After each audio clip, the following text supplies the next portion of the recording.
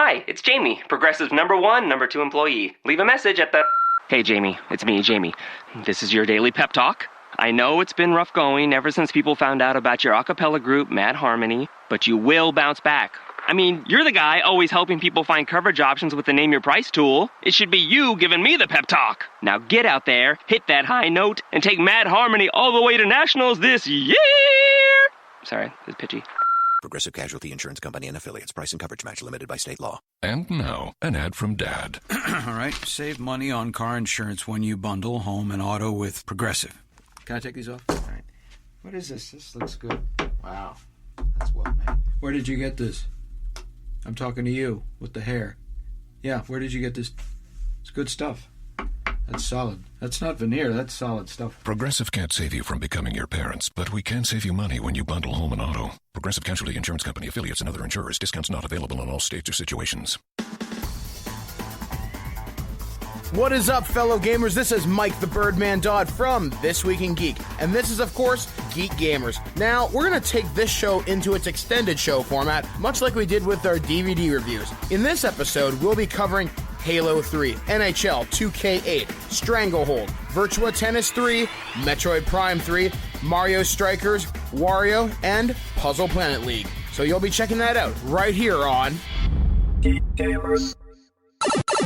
What's going on, everyone? I'm Pierce the Punk Turks, and prepare for the epic conclusion to Bungie's Halo series with Halo 3. We're going to tell you all about the graphics, the sound, the control, the fun, and of course, the geek factor. Right here on Geek Gamers. Graphics. The graphics of this game, well, let me tell you, the Master Chief has never looked so good, and especially in glorious HD. The team at Bungie really set things up for this game to look as good as possible to be a fitting end to the Halo trilogy. There are so many little things which have improved from Halo 2, and it looks like a radical redesign, especially when it comes to the environments.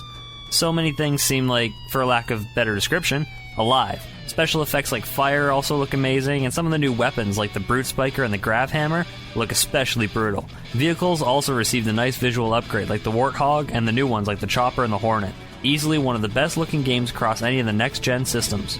The Chief strides into a confident 8 bits out of 8. Sound. Halo 3 is a game that has really taken sound design to a whole new level and added depth and texture to every environment that the game happens in. What I mean by that is, shell casings will sound different depending on what surface they hit. It could be rock, tile, metal, it could be any number of things. The game really takes it up a notch, and that really impresses me. The sound by Martin O'Donnell is also impressive as hell. When you look at the alien vistas of the Ark to the jungles of New Bombasa, the music just seems to suit whatever environment you're in and is a definite improvement over Halo 2. Not that Halo 2 is a slouch in the music department, though. Voice acting has also stayed consistent with Sarge Johnson's David Scully, and of course Steve Downes as the Master Chief and Jen Taylor as the AI Cortana. All excellent performances and a fitting end to the Halo storyline. However, there is a documentary on the bonus disc which includes an extensive look at the audio of Halo 3, and is definitely worth a look at. Especially when you consider the sound of the Warthog's hubcaps is a walk being hit with a hatchet. That's just weird and fun to me. Anyway, this is putting forth an audio treat for your Xbox 360 and your ears. A solid 7 bits out of 8. The controls of Halo 3 are remarkably tight and have remained almost the same for all 3 games. However, the reload button has changed a bit to the right bumper, and it takes a little bit of time to get used to, but it's still a great improvement. The vehicles are all here, and even added a few new ones which have their own control scheme which feels unique, such as the Hornet, which feels sluggish to drive, yet quick to respond, and as always, the Warthog, which is everybody's guilty pleasure. Weapons feel tight. The new ones, like the Grav Hammer, even have their own unique feel to them and seem to have a power that you can almost feel through your controller. Making custom game maps is also a lot easier this time around, and the addition of the file sharing and the game movies is a welcome touch to the last installment of the series. Grenade jumping into a 7 out of 8 bits. Fun factor, geek factor. Well, we've finished the fight, and now we're left to ask, now what? Well, I suppose we wait till Halo Wars comes out in 2008, but you know what? It was worth it, finishing the fight with the Master Chief. However, the biggest geek out I've had with the Halo experience is Halo 3, simply because of the bonus features which have been offered on the various editions of the game. For example, the limited edition comes with a bonus disc which features extensive documentaries and featurettes, and even comes with a bonus booklet which explains the Covenant, the humans, and even why the Master Chief is called the Reclaimer, as told from the view of the Forerunners, I guess, Guilty Spark thing. but it's remarkably cool. And now the Legendary set, now this is where I find kind of funny. It comes with the so-called cat helmet, which is the replica of the Master Chief's helmet from this edition, and that's remarkably cool. Now, even I don't have this set yet. The bonus sets, they're enough to satisfy any geek gamer. You're going to love it no matter what edition you get, because the Halo experience, it's just that. You're paying for an experience which hasn't been matched by any system in an extremely long time, if ever, in my opinion. However, go out there, get this game, get one of the editions, get Legendary. Do it for me. Do it for the Birdman. You know you want to.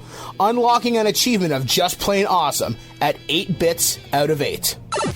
Halo has become part of our culture, and with this game, it's not hard to see why. With the biggest opening day in entertainment history, Halo 3 does not disappoint. That's why we give it a solid 8 bits out of 8.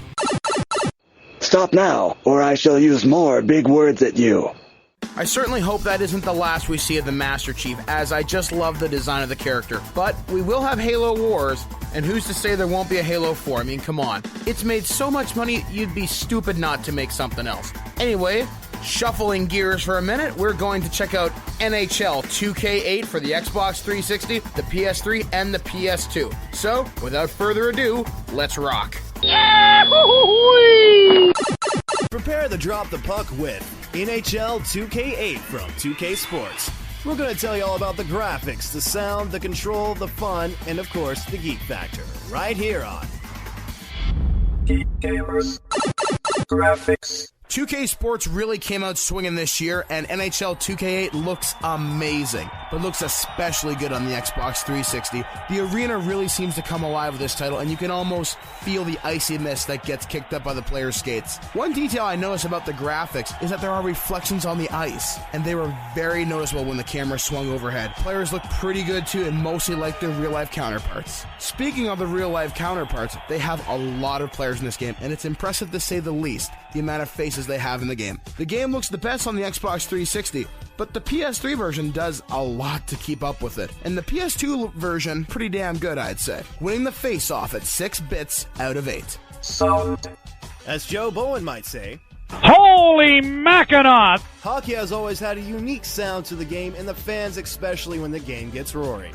The design is really solid, from the sound of power skating down the ice into firing off a snapshot against the goal. The part that really impresses us here at Geek Gamers is how realistic the announcing sounds. A casual listener might even assume that a real hockey broadcast is happening. The commentary provided by Bob Cole and Harry Neal takes us to an absolutely outstanding new level. Also have to mention what a kick-ass soundtrack is included here with Tokyo Police Club and many others. It is definitely cool. Firing a shot from the top of the circle with a solid 7 bits across all 3 systems. Control. This game controls remarkably well on the 360 and the PS3, and it feels better than other installments when you maneuver the puck around your stick, and when you score, it's remarkably satisfying in the end because it is difficult. Skating feels literally smooth as ice and handles as good as any competitor title. However, the PS2 is similar to its 2K7 counterpart, but that's not necessarily a bad thing either. The franchise mode is what really deserves the highlight. From contract negotiations, waivers, and all sorts of legal fun. You'll feel like a pro when you can successfully manage a team to season's end, within budget, and into the playoffs. As I said earlier, scoring can be difficult, but when you do manage to get it between the pipes, you feel so rewarded, it's amazing. It feels like you scored the 72 goal against the Russians, and you will celebrate. Personally, I usually yell, woo! Pump my controller up and down. It's a lovely save at 7 bits out of 8. Geek Factor. I must say that I'm a former NHL geek who's coming back into the fold once again. The geek factor here is huge because of the depth of the franchise mode, as mentioned earlier. All the stuff you can do with negotiations and contracts, that's wicked fun for anyone who's ever done any of those hockey fantasy pools. Also, having a ton of jersey options is awesome. As you can see, the classic teams and even teams that you likely didn't even know existed unless you were around or are a hockey nut. This is easily one of the best hockey games I have played and brings a part of Hockey Night in Canada alive for me on the next generation systems. Managing to get a loose puck on the rebound is 6 bits out of 8. Fun factor. Video game hockey was one of the first titles available for the first home consoles, and since then has undergone major innovation and evolution. However, at its core, it remains fun, fast, and over the last 10 years, all that innovation has just led to more fun. It does take a while to pick up the game, but once you do, the pucks will be flying and eventually the goal light will be lit. It'll be an awesome experience in your living room. Playing over Xbox Live or the PlayStation Network can be a cool experience and will lead to some new virtual competitors. I can honestly say that this is one of the better hockey titles available out there for the next-gen systems and for the PS2. It's an absolute steal of a deal. Wrapping around the post to put one in the net at a solid 7 bits out of 8. This is one of the few games that truly kicks ass in its specific franchise area. NHL 2K8 is one of those games that is built for the hardcore hockey fan. From the franchise mode to the stick handling, this title stands out. I personally give this game 7 bits out of 8. If you're a hockey fan, get it. If you're not, give it at least a rent. Thanks, Mike. That was Mike the Birdman Dodd filling in on the X Show because I'm a hockey noob. We're on express elevator to hell. Going down. See, at least in this game, I will get to see the Leafs win a Stanley Cup. But you know what? As many fans say, just give it a while. It's gonna happen. Maybe it'll be this year. I'm hoping. But from kicking ass on the ice to kicking ass with bullets and other things, we have Midway's Stranglehold. This was based off the John Woo movie Hard Boiled, so this is technically the sequel to it, I guess. But still, you're going to see some John Woo-esque action, and it's going to kick a lot of ass. So, let's check that out. What are you trying to tell me? That I can dodge bullets? I am Pierce the Punk Dirks, and I am joined with Mike the Birdman Dodd. And prepare to dive in the action with Midway Stranglehold for the Xbox 360. We're going to tell you all about the graphics, the sound, the control, the fun, and of course, the geek factor. Right here on Geek Gamers. Graphics. As epic and coolness as any John Woo movie, Stranglehold certainly does hold its own on the next generation consoles. Chow Yun-Fat is Renner and looks awesome as he returns as Inspector Tequila. The game looks pretty good, but nothing that really pushes the 360 to the brink of hardware failure.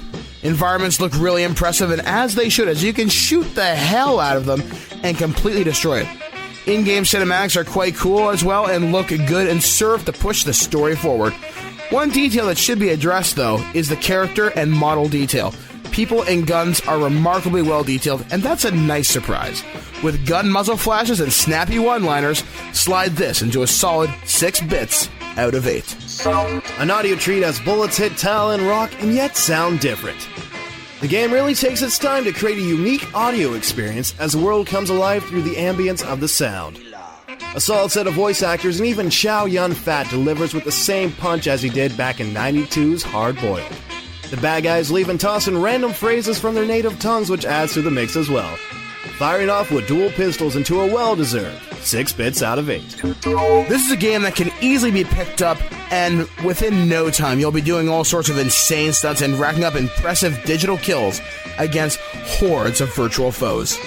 The slow-motion combat system called Tequila Time works remarkably well, but it always activates when you need it, and sometimes when it doesn't need to, which can be slightly annoying. However, Stranglehold's controls are tight and your character moves well within the environment, and context-sensitive objects activate with ease, such as sliding down a rail or swinging from a chandelier.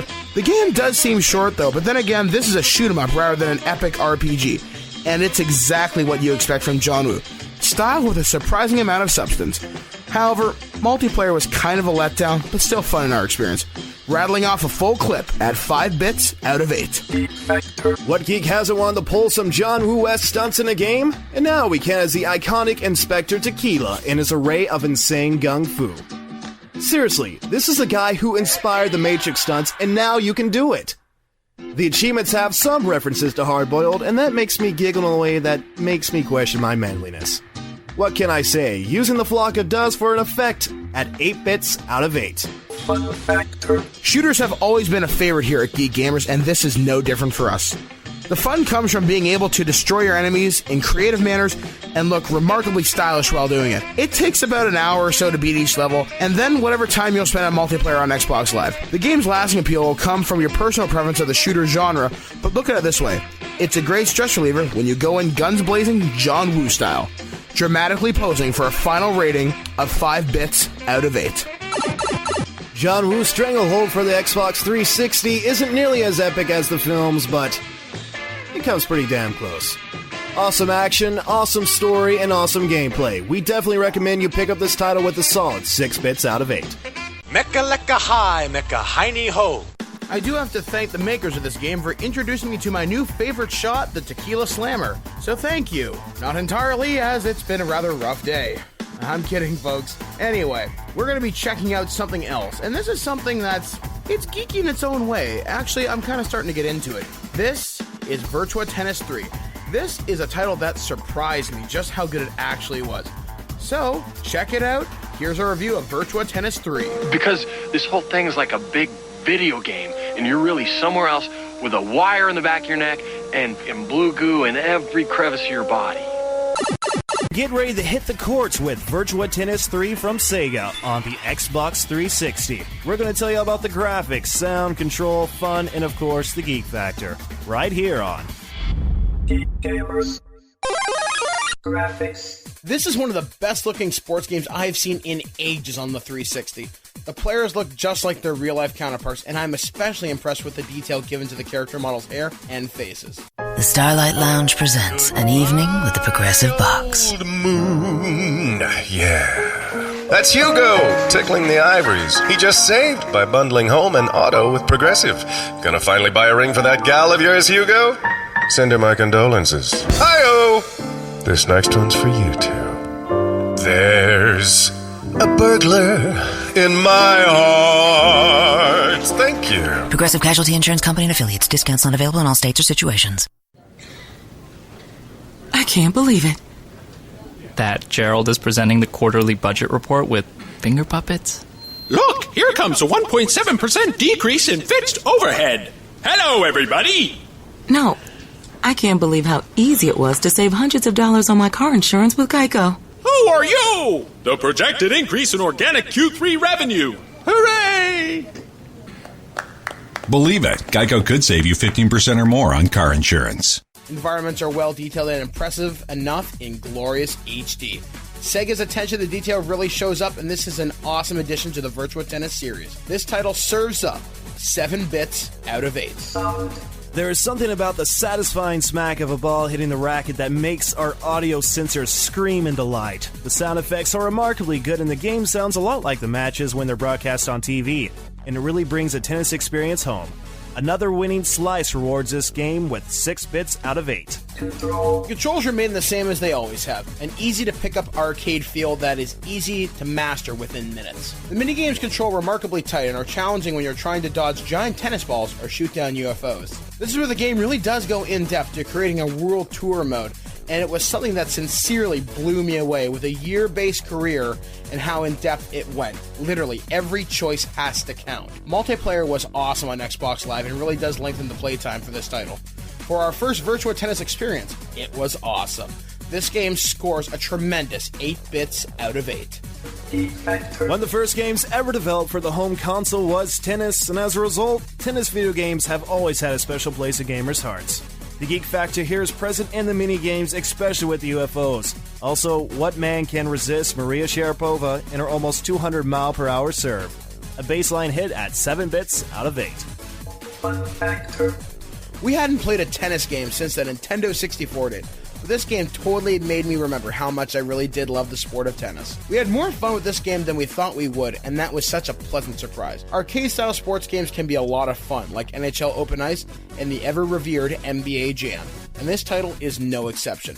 The career mode can be a lot of fun to go against players like Venus Williams or the aforementioned Maria Sharapova. 6 bits out of 8. If you're looking for a solid matchup on the 360, look no further than Virtua Tennis 3. Great gameplay, amazing graphics, sound, and control. One of the best sports games we've ever played. Who said tennis was only for rich men in tight shorts? Sega's definitely served up a hit with this one. 7 bits out of 8. Somebody get this freaking duck away from me! Switching gears from tennis balls to morph balls, that's right, we're going to cover Metroid Prime 3 Corruption. This is a game that surprised me in a lot of ways, just the fact that it controls so well. But you know what? If you haven't checked out this title already, you probably should. So here's our review to give you a little bit of incentive to walk down to your local store. Dead or alive, you are coming with me. Prepare to be corrupted with Metroid Prime 3 Corruption for the Nintendo Wii. We're gonna tell you all about the graphics, the sound, the control, the fun, and of course, the geek factor, right here on Geek Gamer's graphics. Samus's first game in the Nintendo Wii comes swinging out of the gates with a powerful performance that shows off the Wii's graphical muscle, if you can call it that. Environments look amazing as always, and the upgrades to the armor is wicked looking. The special effects for weapons and attacks look really snazzy as well. Does anyone say snazzy anymore? Anyway, cinematics rounded out in the end, and all I have to say is, wow. Easy 7 bits out of 8. Sound. We've always had a special spot for the music from the Metroid Prime series. Sound effects are spot on, and the atmospheric effects really take you into the game. The voice acting in the game is far from Hollywood blockbuster, but it gets the job done. Jennifer Hale returns as Samus Aran's voice, and as always, gorgeous. Blasting through at a solid 7 bits out of 8. Control. Easily the best controlled game currently available for the Wii system. Aiming becomes so amazingly accurate, it's unreal and makes you feel like a complete badass space bounty hunter. Metroid Prime 3 really makes use of the motion controls and makes the environments interactive with some interesting twists. One of the reviews for this game has stated that once you play this, you'll never want to control a game with dual analog sticks again. Oh, I totally agree. Just imagine what has been opened with a game like this. Fighting and moving Samus around the environment became so natural after just a few minutes of gameplay. However, the one downside to the game is that it seems almost too easy compared to other entries in the series, targeting a deserved 7 bits out of 8. Geek Factor. Well, let's see. A sexy bounty hunter who could likely give the Master Chief a run for his money. Yeah, that sends the geek factor way up there. It's a really in-depth storyline too, which has been a staple of the Metroid Prime series. Fun factor. Well, we certainly have hyped this game enough, huh? But is it fun? Yes, and I mean a capital Y-E-S, yes. However, it's not without its one fault, however. It does seem relatively easy for the hardcore gamer and can be kind of glitchy when the doors when they activate. However, the game does have about 20 hours of gameplay with a few hidden secrets along the way as well. Easily one of the cooler games we have received from Nintendo, and it's blast its way with 7 bits out of 8. Metroid Prime 3 for the Nintendo Wii is not without its faults, but it still comes pretty damn close to being perfect. Excellent control, excellent gameplay, excellent fun is what you'll have with this one. That's why we here at This Week in Geek are proud to give it 7 bits out of 8. Perhaps you'd like to be alone with your rapidly deteriorating mental condition. Kind of hoping there'll be a Metroid Prime 4, so hey, you never know. But this certainly won't be Samus's last appearance, as her appearance in Super Smash Bros. Brawl has been remarkably well typed with her new Zero Suit variation in-game. So going from morph balls now to soccer balls. I seem to like using that segue a lot, but yes, we're going to check out Mario Strikers Charge for the Nintendo Wii. Let's go! And get ready to hit the field with Mario Strikers Charge for the Nintendo Wii. We're going to tell you all about the graphics, the sound, the control, the fun, and of course the geek factor, right here on Geek Gamers. Graphics. Mario Strikers Charge offers up some updated graphics for this installment, and the Mario universe never looks so good. Well, at least until Mario Galaxy comes out anyway. The soccer stylized players look amazing as always, from the classic Mario and Luigi to the menacing Bowser Jr. The arenas also look pretty cool too, and have a wide variety of special effects like lava and other classic Mario obstacles like thwomps. Character models are detailed in all their cartoony glory. Charge looks good, all things considered, but not a processor blowing experience. Kicking it off with a 6 bits out of 8. A nice array of sound to be found in this title. A different style of music is present and gives players something a little different than what they may be used to at this point with the series. Character voices also makes a return in the game, although I kind of wanted to see Mario be able to jump out in a We Will Rock You theme, but who knows. Maybe later, but aren't nearly as annoying as they have been in previous Mario titles. Slide tackling into a solid 6 bits out of 8. Control. A good use of the Wii's capabilities without overusing the motion and becoming gimmicky and tiring the play. The addition of the point-and-shoot goalie was very slick and can be fun when someone uses the Mega Strike against you, but you better keep sharp because it's going to happen often. A negative, though, that Team AI does seem to suffer while the other teams to be sharp and really intelligent, and yours seem to be kind of in a daze. However, the controls itself are responsive and quick, and that can make a difference in the heat of gameplay, lining up the shot with 6 bits out of 8. Geek Factor. Having Mario's friends and nemesis, is it nemesis, nemesize? I don't know, plural? I'm not an English major. Anyway, having them all compete in an all-out soccer brawl is just too good to pass up. The Striker series has been an enjoyable one and different than any other soccer offerings, and way better than Mega Man Soccer ever was, and that's saying something. It ranks up there, definitely on the geek scale. However, the Hammer Brothers are my favorite sidekick, and they're just had, and I wish they had included other ones like the Boomerang Brothers or the Sumo Brothers like Mike. Anyway, throwing it back second to bounds, 5 bits out of 8. Fun factor. The online factor is where a lot of the fun is going to be had with this game. One of the first games to allow online multiplayer is definitely an asset when it comes to fun. However, even without the online feature, just being able to slide tackle your friends can be fun as hell. The single-player games also pack in enough challenge to keep you going for a long time. Well worth dropping your bucks down if you're a fan of the original. Finishing off with a Mega Strike score of 7 bits out of 8. Mario Strikers Charge is not the best game Nintendo has ever come out with, but it's still pretty fun. An excellent, insane sports game for all you Mario fans out there. That's why we are very pleased to give it a 6 bits out of 8. Your move, creep. There seems to be a certain kind of charm that follows Nintendo sports games, and Strikers was certainly no exception. Definitely an awesome addition to the fledgling Wii collection. Now, jumping gears to Nintendo's handheld, the Nintendo DS, this is Wario Master of Disguise. Well, not quite sure what to say for this one, but it's certainly going to be a changing experience. Soundwave, playback Laserbeak's findings. As you command, Megatron. Today we're giving you the scoop on Wario Master of Disguise for the Nintendo DS. We're going to tell you all about the graphics, sound, control, fun, and of course, the geek factor. Right here on Geek Gamers. Graphics. Wario's graphics stay true to what we've seen before. More cartoony fun and weirdness to be held. Some of the animations are well done. We'll even give you a chuckle now and again. For a DS game, it looks pretty good, but nothing we haven't seen before, though. However, I did like the opening sequence for the game. It's a nice throwback to the classic Wario lands. 5 bits out of 8. The sound in Wario is good as always, but once again, nothing truly outstanding or award-winning. It just gets the job done. I did like the music, however, it seemed really basic and kind of bland. Not a lot to say here, but the sound design does its function, but at least there are no real bleeps or boops here. Standing middle ground at 4 bits out of 8. This is where Wario players will face their biggest challenge, not the gameplay, but getting used to the controls. The use of the stylus will have players frustrated for the first little bit, but once you get used to it, it's not too bad. The mini-games control about the same as I did in previous versions of WarioWare. Some of the costume patterns to draw are really similar, and more often than not, you accidentally activate the wrong disguise. A disappointing 3 bits out of 8. A game featuring the arch nemesis of Mario always will strike up a few points in the geek department for me. Also one of the few cases I can think of when poop actually shows up in a Nintendo game. I don't know, maybe it's just the jackass generation coming out of me, but something about that is just kind of funny and weird at the same time. 6 bits out of 8, just because it's that strange. Fun factor. Even with all the things that have been said about this game, I did have some fun with this platformer.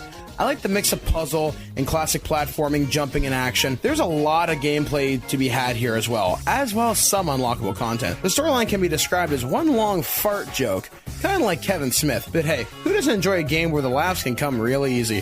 Snoochie boochie noochies. 5 bits out of 8.